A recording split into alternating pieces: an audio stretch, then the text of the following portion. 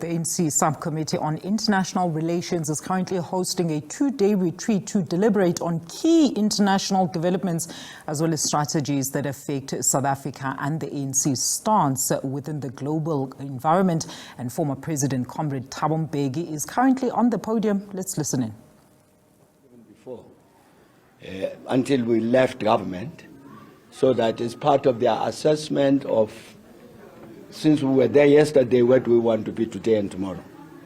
So I think it was a very good decision because you have very good people in the meeting, and they are looking into this matter in detail, in the necessary detail, to understand foreign policy positions of the ANC in the past, in all areas, let's say in order to empower themselves to be able to say where should the movement be today and tomorrow with regard to this international relations matter. So I think it's a very, very good initiative. And the discussion so far has been very, very good. And once again, Mr. President, what do you make of, for example, the issue around the Africa trying to get the permanent seat, for example, at the United Nations, and obviously the issues around the veto powers to ensure that it's just not just mere representation, but to ensure that Africa is also getting the teeth, so to speak? Well, I mean, as you know, I mean, that's not specifically an ANC matter. Essentially because there are established positions of the African Union on those issues. How many members, permanent members, what to do about the veto issue and all of that.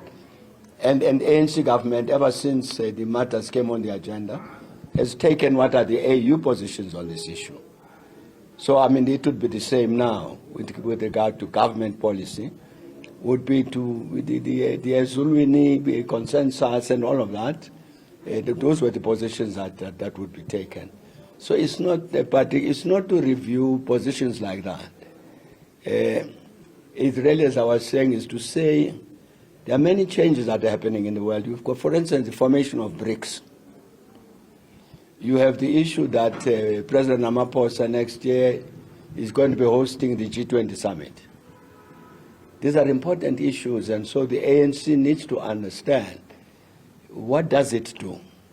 You've got the conflict in the Middle East, you've got the conflict in Ukraine, a lot of discussion about multilateralism away from unilateralism. Where does the ANC position itself with regard to all of those? So I'm saying there are established positions like on the matter on this of the reform of the Security Council, of the AU positions, and in the ANC government, the South African government has adopted those positions also.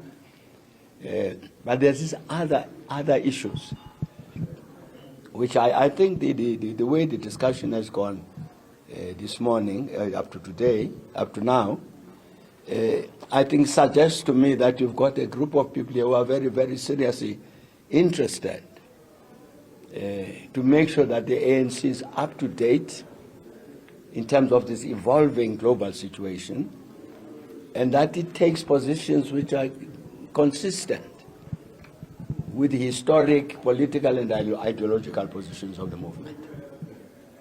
Okay, thanks. Okay, maybe just before I let you go, Mr. President, very interesting time in the SADC region. We've seen so many elections in Mozambique, in Botswana, so many countries. Just your reading of this current situation where we're seeing the political landscape really just changing quite rapidly. Well, I don't know if the political landscape changing rapidly, but certainly you've had elections in Mozambique, you've now had the elections in Botswana. I personally haven't had time to look at both in detail.